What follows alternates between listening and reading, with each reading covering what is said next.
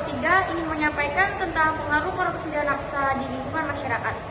Sebelumnya, perkenalkan nama saya Lisyana Anggreni dengan NIM 23141111003. Dan saya Hajar Poni dengan NIM 231041117. Saya Adelia Yasipranita dengan NIM 23104111009. Saya Reza Desjawada dengan NIM 23101124. Menurut Undang-Undang Nomor 24 Tahun 1960, korupsi merupakan suatu perbuatan seseorang yang dilakukan karena suatu kejahatan atau dilakukan dengan penyalahgunaan jabatan atau suatu kedudukan. Nafza adalah zat-zat kimiawi atau obat-obat berbahaya yang mampu merubah fungsi mental dan perilaku seseorang yang dimasukkan ke dalam tubuh manusia, baik melalui mulut, dihirup, maupun disuntikan. Korupsi dan naksa sendiri terbagi menjadi beberapa bidang perspektif, yaitu politik, hukum, budaya, agama, dan sosial. Korupsi dan naksa dipandang menjadi perbuatan yang tercela atau perbuatan yang menimbulkan suatu kejahatan. Penyebab seseorang melakukan nafza karena pergaulan bebas, pengaruh lingkungan, tekanan keluarga, dan keterpaksaan. Faktor internal terjadinya korupsi, faktor ini terbagi menjadi dua aspek. Yang pertama adalah aspek individu dan sosial.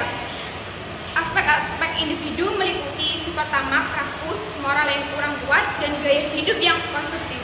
Dua, aspek sosial, karena dorongan perilaku keluarga yang ingin terus hidup mewah. Faktor internal penyebab penggunaan nafza yang berasal dari diri sendiri, yang menyebabkan adanya perubahan perilaku, diantaranya rasa ingin tahu, sehingga ingin mencoba, keinginan untuk bersenang-senang, dan keinginan untuk mengikuti gaya hidup terbaru. Faktor eksternal dari korupsi adalah aspek ekonomi, karena banyaknya kebutuhan hidup dan merasa memiliki pendapatan yang kurang. Yang kedua adalah aspek politis, tindakan yang dilakukan karena memiliki jabatan atau kekuasaan yang tinggi di pemerintahan. Yang ketiga adalah aspek organisasi, karena tidak memiliki aturan yang kuat dalam pimpinan organisasi. Faktor eksternal terjadinya nafza antara lain lingkungan masyarakat yang buruk dan pembangunan yang tidak merata, sehingga terjadinya kesenjangan sosial, kesulitan lapangan pekerjaan, sehingga mudah mendapatkan uang dari keuntungan jual beli narkoba. Di sini saya akan menjelaskan ciri-ciri bentuk dan jenis korupsi.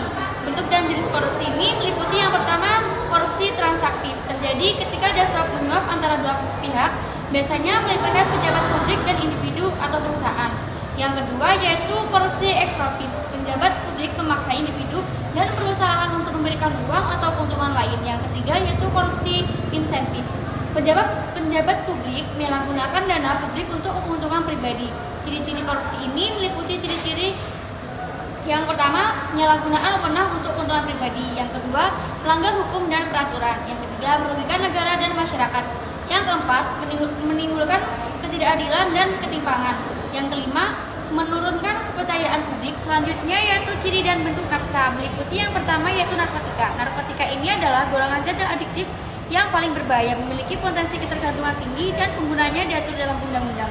Contohnya yaitu heroin, ganja, dan kokain. Yang kedua yaitu psikotropika.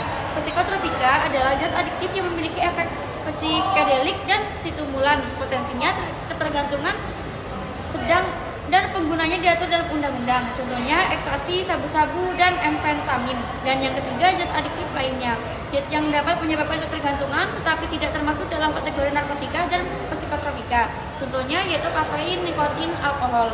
Ciri-ciri nafsa yaitu yang pertama mengubah cara kerja otak dan tubuh, yang kedua menyebabkan ketergantungan fisik dan psikologis, yang ketiga memiliki efek samping negatif pada kesehatan, dan yang keempat menyebabkan kecanduan dan perilaku berbahaya. Yang kelima merusak hubungan interpersonal dan kehidupan sosial. Beberapa dampak yang terkait dengan kemiskinan dan sosial adalah sebagai berikut.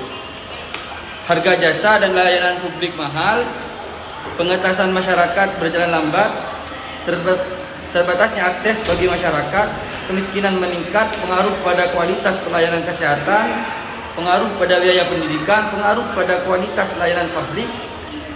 Dalam sintesis, korupsi memiliki dampak yang signifikan terhadap kemiskinan dan sosial masyarakat, termasuk menghambat akses ke fasilitas dan layanan, meningkatkan biaya jasa dan pelayanan publik, dan menghambat upaya pengentasan masyarakat kemiskinan. Oleh karena itu, upaya pencegahan dan pengentasan korupsi sangat penting untuk meningkatkan kualitas hidup masyarakat dan mengurangi kemiskinan.